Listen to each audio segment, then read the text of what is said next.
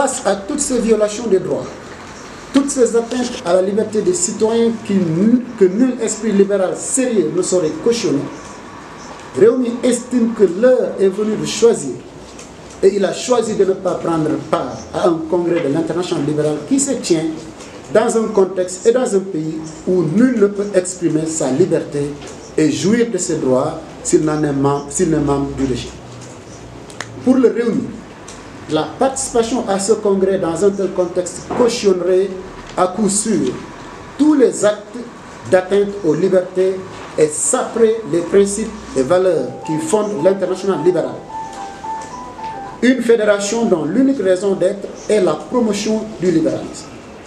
De son premier président Salvador de Madariaga à son 13e et actuel président Jules Minoves, l'international libéral s'est toujours investi depuis sa création à Oxford en 1947, où elle s'appelait d'ailleurs Union mondiale des partis libéraux, pour que vive la liberté, menacée de façon incessante dans les diverses parties du monde.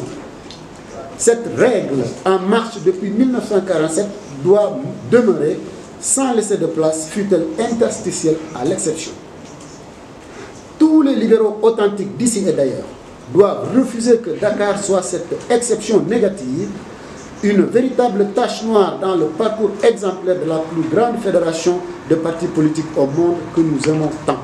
Je te rappelle que de toutes les internationales politiques, l'internationale libérale est la plus grande fédération avec plus de 144 partis membres.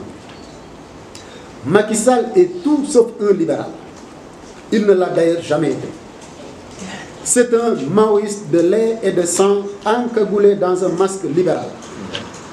Qui ne se souvient pas quand il disait au début de son magistère qu'il n'avait pas encore décidé s'il était libéral ou pas lorsqu'un journaliste lui avait posé la question de son appartenance idéologique. Ce qui l'intéresse à travers ce congrès, ce n'est pas la promotion des valeurs libérales. Car, au vu de ce qui précède, nous savons tous maintenant qu'il est allergique à ces valeurs du libéralisme que sont la liberté, les droits humains, l'état de droit, la démocratie libérale, etc. Ce qui l'intéresse, c'est plutôt comment utiliser la tribune que lui offre ce congrès en tant que candidat sortant pour non seulement couvrir tous les cas flagrants d'atteinte aux valeurs libérales qui ont jalonné son catastrophique mandat, mais aussi et surtout pour se refaire une certaine santé politique avec la présence de délégués venus de l'étranger, histoire de vendre des illusions et une fausse image au monde. Il tenait vaille que vaille à abriter ce congrès à 2 mois de la présidentielle alors que son parti n'était et n'est seulement qu'observateur. Son parti n'est pas encore membre de plein droit. La preuve que Macky Sall tenait à ce congrès vient du fait que c'est lui-même qui avait profité de la tribune de l'Assemblée générale des Nations Unies de septembre 2017 pour aller en personne vers la délégation de l'international libéral, quémander la tenue du congrès à Dakar, sachant qu'on serait à seulement 2 mois de la présidentielle.